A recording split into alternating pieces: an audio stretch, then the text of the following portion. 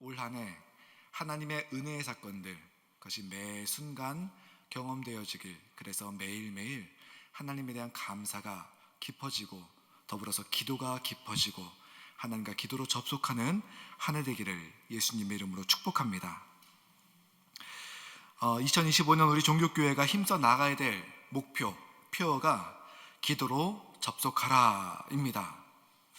기도에 대한 말씀을 이렇게 찾다 보니 오늘 누가복음 11장, 그 11장 맨 위에 제목이 기도를 가르치시다라는 그런 제목이 있습니다. 예수님께서 기도에 대해서 비유로 말씀하시는 그런 장면입니다. 그래서 어떤 사람이 밤늦게 집에 있는데 방문객이 들이닥친 것입니다. 먼 거리를 여행하다가 하룻밤 머물기 위해서 이렇게 왔는데 방문객이 저녁을 안 먹은 겁니다. 그런데 그 집에는 이미 먹을 것이 다 소진돼서 대접할 것이 없습니다. 이 당시의 문화에서는 손님을 환대하는 것이 굉장히 중요했습니다. 그래서 굉장히 중요한 미덕 중에 하나였고 예의 중에 하나였습니다. 문제는 무엇이냐? 이 시대에는 음식을 먹고 남은 그것을 보관할 수 있는, 보존할 수 있는 냉장고와 같은 그런 수단이 없었습니다. 또 경제적으로 윤택하지 못해갖고 가족들이 한 끼 먹을 그런 음식은요, 그 순간에 만들어서 모두 다 먹고 딱 끝내는, 그래서 빵을 먹는다면은 빵을 그날 굽고 그날 다 먹어치우는 그런 식으로 먹고 사는 그런 시절이었습니다. 그래서 밤늦게 방문객이 들어닥치니 이미 먹을 것을 다 소진해서 대접할 것이 없는 겁니다. 빵이 없어 대접할 수 없고, 그렇다고 손님 대접하는 것이 굉장히 중요한 문화이기 때문에 그냥 잠에 드십시오 라고 말하기도 어렵고, 해결책이 있다면 좀 여유롭게 살고 있는 다른 이웃에 찾아가서 남은 빵을 구워오는 것, 이것이 해결책입니다. 그런데 이웃에게 빵을 꾸러 가기가 참 그 발걸음 내딛는 것이 쉽지가 않은 겁니다. 왜냐하면 기본적으로 시간이 늦었고 그 이웃들은 다 잠이 들었을 것입니다. 그리고 이 당시에 집이라고 하는 것이 큰 방이 하나 있어 갖고요, 그 방 하나에서 온 가족, 어른부터 아이까지 모두 함께 잠을 잤습니다. 그래서 빵을 좀 꾸자고 와서 좀 문을 쿵쿵쿵 두드리고 소란스레 하면은 이미 잠들어 있던 모든 가족들이 잠에서 깨게 되니까 이것이 염려스러운 것입니다. 그래서 정말 발걸음이 떨어지지 않고 입이 열리지 않는 겁니다. 그러나 그래도 이 손님을 굶겨서 재울 수는 없으니 떨어지지 않는 이 발걸음을 떼서 이웃에게 찾아가는 것으로 예수님의 비유의 말씀이 끝이 납니다. 이 사람이 빵을 얻었을까요? 못 얻었을까요? 성경에 나오지 않습니다. 말씀에 나오지 않지만 이 당시 기본적인 문화로 봤을 때는 아마 빵을 얻었을 것입니다. 손님 대접하는 문화가 워낙 강했기 때문에 한 집에서 대접할 수 없으면은 이웃에서라도 대접을 하는 것이 예절이었습니다. 그래서 이런 말씀을 하시면서 8절에 예수님께서 하시는 말씀이, 8절 보면은 내가 너희에게 말하노니 비록 벗됨으로 인하여서는 일어나서 주지 아니할지라도 그 간청함을 인하여 일어나 그 요구대로 주리라 라고 이렇게 성경에 예수님이 말씀을 하시는 겁니다. 자, 예수님의 이 말씀 속에서 주인공이 있습니다. 이 예수님 말씀 속에서 등장하는 인물의 주인공은 누구냐? 떡을 구워준 사람이 아니라, 빵을 구워준 사람이 아니라 정말 마음이 내키지 않지만, 면목 없지만, 발걸음이 떨어지지 않지만 손님 때문에 이웃에게 가서 간청을 하는 이 사람이 바로 이 말씀의 주인공입니다. 그래서 이 주인공을 봤을 때 이 예수님께서 이 주인공을 통해서 하시는 말씀의 핵심이 뭔가 하면은, 우리도 하나님께 정말 뭔가 좀 죄송하고 좀 면목이 좀 없고 좀 민망해서 도저히 가서 구하지 못할 것 같은 이런 때에도 하나님께 가서 아뢰라는 것입니다. 하나님께 가서 기도하라는 것입니다. 그러면 이런 좀 못마땅해서 귀찮아하는 이런 사람도 빵을 구워줄 텐데 정말 우리에게 주시기를 기뻐하시고 풍요하신 하나님께서 안 주시겠냐? 이게 바로 예수님 말씀의 핵심입니다. 그래서 오늘 말씀 속에서는 우리가 한번 생각해봐야 될 것이, 왜 우리가 예수님께, 하나님께 간구하는 것이 저어될까? 왜 우리가 어떤 때 하나님께 앞에 가서 간구하는 것이 주저되고 면목 없고 민망할까? 요거를 한번 우리가 점검해 보기를 원합니다. 그래서 우리가 언제 하나님 앞에서 간구하기가 어렵냐 하면은, 왜 주저되느냐 하면은, 내가 기도하기에 자격 없다 느낄 때 우리는 하나님 앞에서 면목 없고 주저하고 민망하다라고 여깁니다. 여러분, 우리 주변에서 한번 가끔 보십시오. 자기가 기도하는 대신에 속장님이나 또는 속계 가족이나 중보기도팀이나 또는 목회자에게 자기 대신 기도 부탁하는 분들 꽤 계십니다. 물론 자기 자신도 기도하지만 남들에게 기도 부탁하는 것이 정말 바람직하고 좋습니다. 그런데 저는 어떤 분을 경험했냐면, 예전에 이분도 오래 신앙생활 하신 분입니다. 신방을 갔는데 얘기를 나누는데 이분이 기도를 못한다는 거예요. 왜 못하느냐 물어봤더니 자신이 하나님께 뭔가 해드린 것이 없고, 하나님 보기에 지금 내가 면목 없는 민망한 모습으로 살고 있으니 내가 하나님께 뭔가 구한다는 것이 이게 말도 안 된다. 그래서 목사님, 저는 기도 못하니 저 대신 목사님이 기도해 주세요 라는 그런 요청도 좀 받아봤습니다. 여러분, 내가 하나님 앞에 지금 바로 서지 못해 있고 내가 주님을 위해서 하는 것도 없는데 그러면서 하나님께 와서 뭔가 좀 도와주십시오 하는 것이 도저히 입이 안 떨어진다라고 생각하는 분들이 계실 수 있습니다. 그래서 주저가 되는 것입니다. 그런데 여러분도 만약에 이런저런 이유로 내가 하나님 앞에서 간구하는 것이 입이 떨어지지 않는다, 민망하다, 주저된다, 면목 없다 라고 생각되실 때, 그런 마음이 들면은 그래도 하나님께 기도하시기 바랍니다. 왜냐하면 기도는 내 자격으로 하는 것이 아닙니다. 기도는 예수님의 이름으로 하는 것이기 때문에 그렇습니다. 제가 시골에서 할머니 3분, 애들 3명 처음 목회 시작했을 때 교회에 어느 날 있는데, 그때 70세 넘으신 할머니 집사님이 찾아오셨어요. 제가 그때는 전도사였습니다. 전도사님 하면서 저를 찾아온 거예요. 그래서 어쩐 일이세요? 라고 하니까 그 집사님이 아들이 둘이 있는데, 첫째 아들은 그래도 좀 잘 살고 있는데 둘째 아들이 삶의 어떤 생활이 좀 떨어지는 거예요, 수준이. 그 둘째 아들이 주변머리가 없어갖고 면사무소에 가서 생활보호 대상자 신청을 해야 되는데 그런 걸 못하니 이 집사님이, 어머니 집사님이 대신 해주려고, 그런데 이 서류 쓰는 게 어려우니까 저에게 같이 가달라고 요청이 온 겁니다. 제가 그분을 모시고 면사무소에 갔습니다. 복지과를 가서 생활보호 대상자 신청하러 왔다 하니 직원이 서류를 딱 주는 거예요. 그래서 제가 서류를 대신 작성해서 직원에게 줬습니다. 물론 옆에는 집사님이 계셨죠. 그런데 그 직원이 서류를 딱 봤는데 표정이 서류를 보더니 딱 달라지는 거예요. 그 직원이 그 면사무소에서 불친절하기로 아주 소문이 자자한 그런 여성 직원이었습니다. 앉은 상태에서 제가 낸 서류를 이렇게 보더니 앉은 상태에서 눈을 이렇게 치켜뜨면서 저를 보고 서류 보고 서류 보고 몇 번 이렇게 하는 거예요. 그러더니 그때 하는 말이 아직도 잊혀지지 않는데, 이거를 왜 하려고 하세요? 이렇게 따지듯이 묻는 거예요. 그 뉘앙스는 뭐냐면은, 내가 알기로는 이 할머니네 먹고 살만한데 지금 나라 보조받으려고 이러는 거냐? 뭔가 너희들이 이득을 취하려고 이렇게 하는 거냐? 하면서 좀 안 좋은 뉘앙스의 말이 있더라고요. 근데 그 집사님과 첫째 아드님은 모르겠는데 그 둘째 아드님은 삶이 좀 어려웠어요. 그래서 제가 이렇게 계속 설득을 해도 듣질 않는 거예요. 그래서 옥신각신하며 말하는데 결국에는 그 직원이 서류를 한 장 딱 주면서 이거 적으세요 그러더라고요. 봤더니 저의 신상을 적는 거예요. 왜냐하면 이 생활보호 대상자가 맞다 하는 것을 누군가가 보증처럼 그것을 확인을 해줘야 되는 겁니다. 그래서 제가 이 사람은 생활보호 대상자가 맞습니다 라고 해서 제 인적사항을 써야 되는 거예요. 그래서 서류에 제 인적사항을 쓰고서 이거면 될까요? 딱 해서 서류를 줬습니다.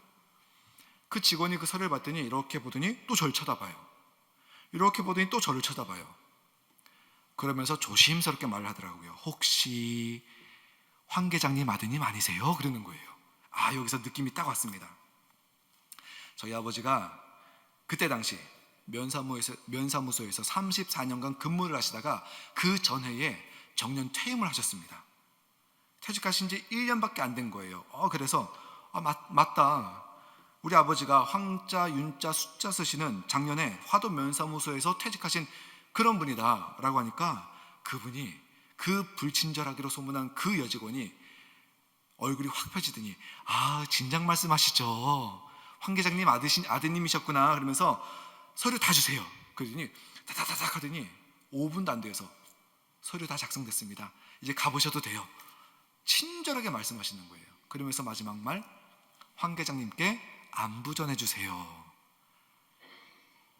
그래서 며칠 후에 아버지한테 가서 물어보니 그 직원 나랑 같이 근무했지, 나한테 신세 많이 졌지, 이렇게 말씀하시는 거예요.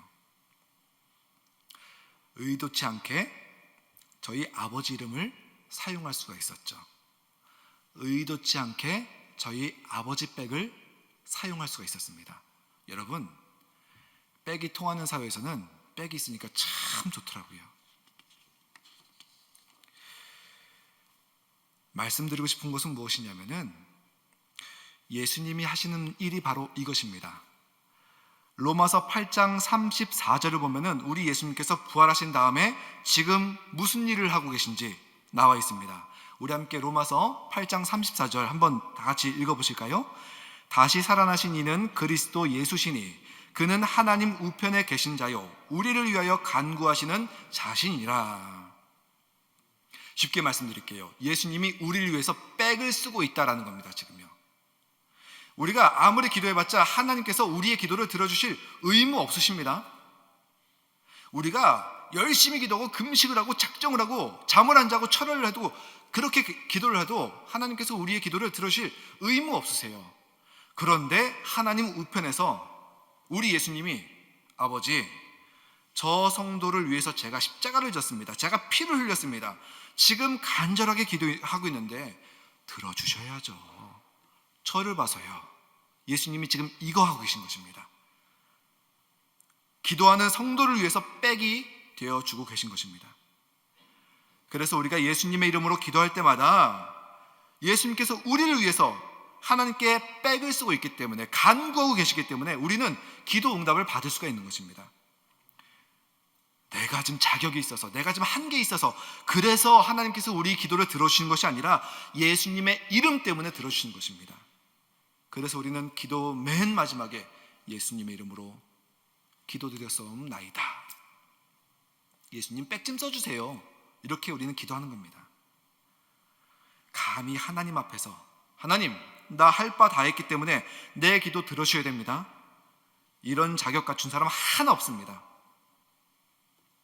하나님 앞에 내가 민망하고 주저하고 면목 없더라도 그래도 기도하시기 바랍니다. 우리가 기도할 때 응답받을 수 있는 것은, 우리가 기도할 때 하나님과 접속할 수 있는 것은 하나님께서 우리의 기도를 절대 무시하지 않으시고 들으시고 그 자비하심에 그 기도를 용납하시는 겁니다. 연락하시는 겁니다.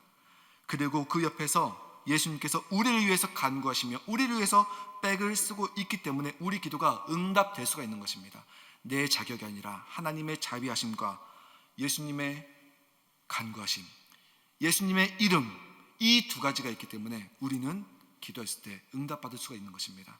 여러분, 하나님의 자비하심에 기대시고 예수님의 이름을 붙잡고 그렇게 기도할 수 있는 여러분과 제가 되기를 간절하게 바랍니다. 지금 하나님 앞에 면목 없어도, 주저함이 있어도, 민망하더라도, 그러나 차라리 뻔뻔한 성도가 되시기 바랍니다. 뻔뻔하게 하나님의 자비에 기대시기 바랍니다. 뻔뻔하게 하나님 이름 붙잡으시기 바랍니다. 그때 우리는 기도 응답의 능력, 역사를 경험할 줄 믿습니다. 두 번째, 우리가 하나님 앞에 와서 참 기도하기가 어려울 때가 있습니다. 면목 없고 구하기 어렵고 주저될 때 언제인가 하면은 우리가 구하는 것이 나 스스로가 너무 크다고 생각할 때, 이렇게 좀 큰 거, 이렇게 거창한 거 하나님께 좀 구해도 되는가? 구하시기 바랍니다. 솔로몬이 이렇게 고백해요. 역대상 29장 11절에서 보면은 우리 함께 봉독하겠습니다. 여호와여, 위대하심과 권능과 영광과 승리와 위엄이 다 주께 속하여 싸우니 천지에 있는 것이 다 주의 것이로소이다. 우리한텐 크게 보여요. 근데 천지에 있는 것이 다 주의 것, 천지의 주인이신 하나님께는 극히 미미한 겁니다. 나한텐 큰 거지만 하나님께는 지극히 작은 것일 수 있습니다. 그러니 우리는 주저하지 말고 와서 자신 있게 꼭 필요하다 그러면은 구하시기 바랍니다. 또 반대로 우리가 너무 소소한 것, 이런 것도 하나님께 구해야 되는가? 온 우주를 다스리시니라고 바쁘신 분한테 이런 것까지 구해야 돼? 이런 생각할 수가 있습니다. 하지만 나에게는 작게 느껴지는 것도 하나님께는 크게 느껴질 수 있습니다.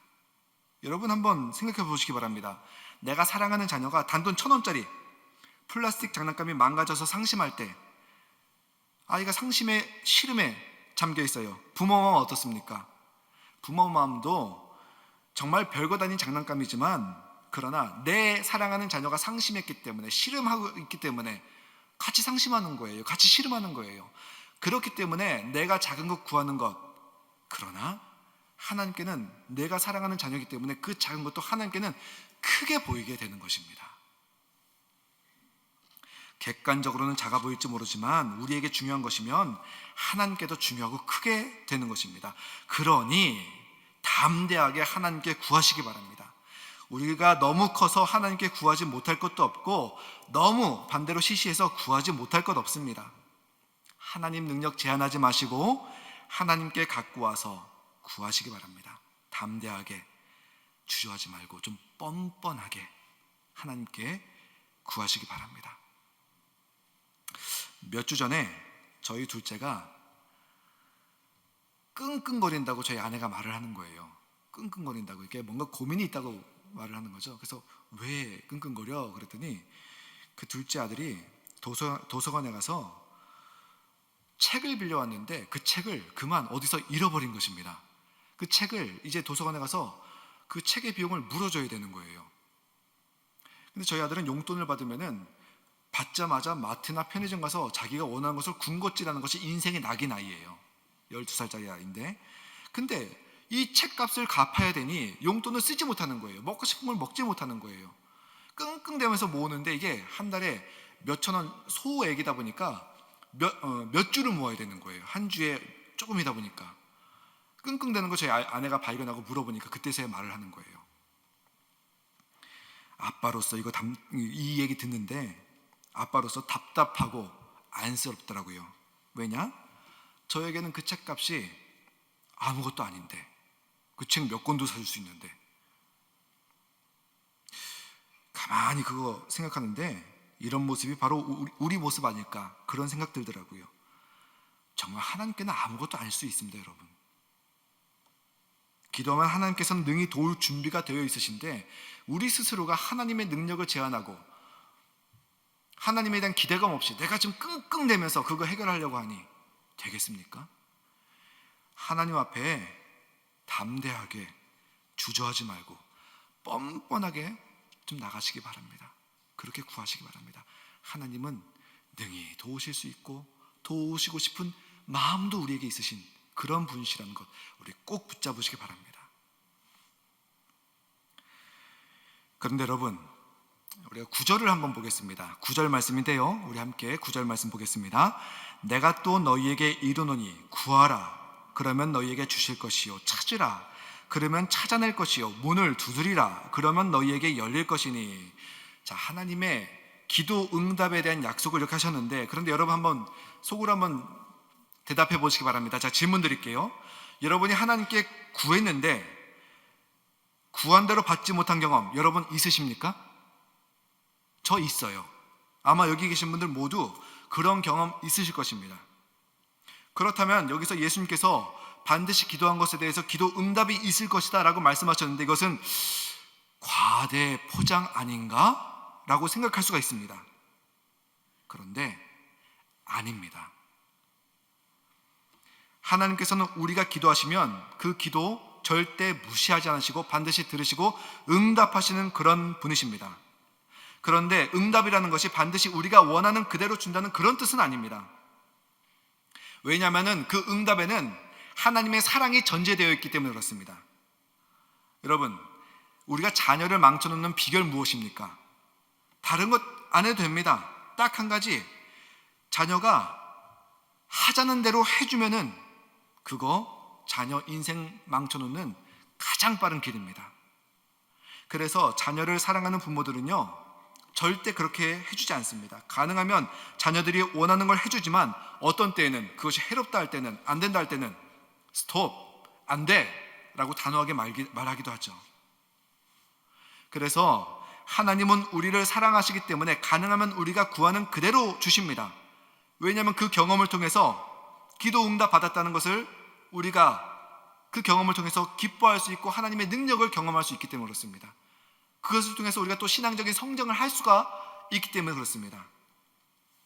그러나 때로는 하나님께서 안 돼, 스톱, 노 이렇게 하시기도 하고요. 때로는 기다려라 이렇게 하시기도 합니다.